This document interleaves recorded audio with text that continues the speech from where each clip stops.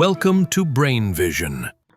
So in this question, we want to find the wavelength of the photon emitted when the molecule sodium chloride goes from energy level 2 to energy level 1, and then again to energy level 0. But in this case, we have two isotopes of chloride. We have chloride 35 and chloride 37, and they have different masses. So that changes the total reduced mass of this molecule, which further changes the moment of inertia and the amount of energy. And we need to calculate the energy for both types of isotopes. Let's first start with sodium chloride 35. So, chloride 35. So the reduced mass is sodium and of chloride, mass of sodium plus mass of chloride.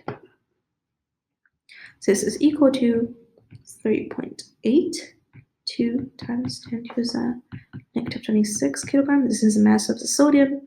You can use more significant digits if you like. I'm going to use 3.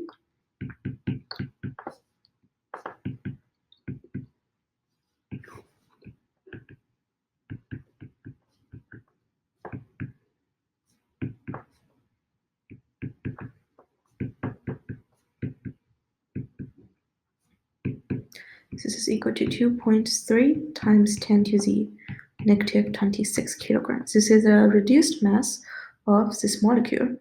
And then, knowing that, we will be able to find the moment of inertia. The moment of inertia is reduced mass times the distance between the two atoms squared. So 2.3 times the distance was given to us from the question,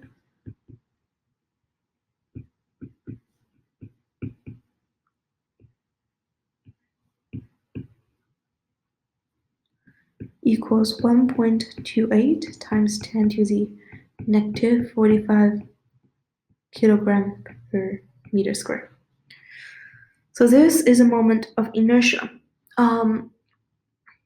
So finally, let's look at the wavelength emitted when it transits from L equals 2 to L equals 1, and then when it transits from L equals 1 to L equals 0.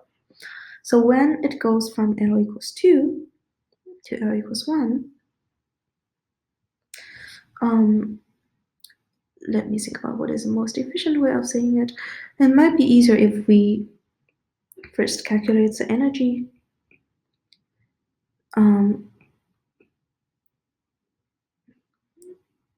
Delta energy of 2 equals 1 is E2 minus E1 equals 6 minus 2, because 2 times 3 minus 1 times 2 times h bar square over 2I.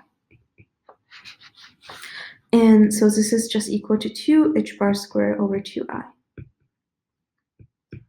which is 2 times 1.05 times 10 to the negative 34 joule per second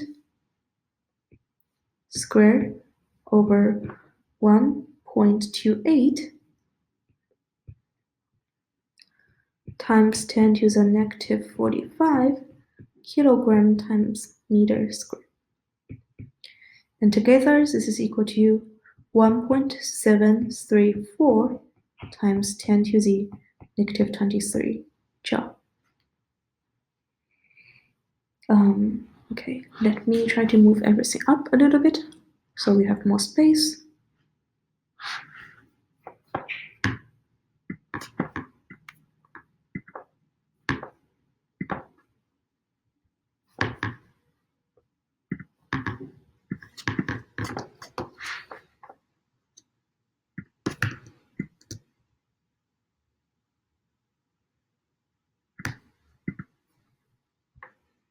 Right. Let's try to continue. 23 joule. And then the next step is, if we already know what the energy is, we need to find the wavelengths corresponding to this energy. So the wavelengths can be found by the the energy equals hc over lambda. So the wavelength lambda is equal to hc over delta E, and delta E we found in the previous section. So this is equal to 6.626 times 10 to the negative 34 joule per second times 3 times 10 to the 8th meter per second over 1.734 times 10 to the negative 23 joule, as we found in the previous equation. This gives us a wavelength of 1.146 times 10 to the negative 2 meter, which is roughly 1.15 centimeter.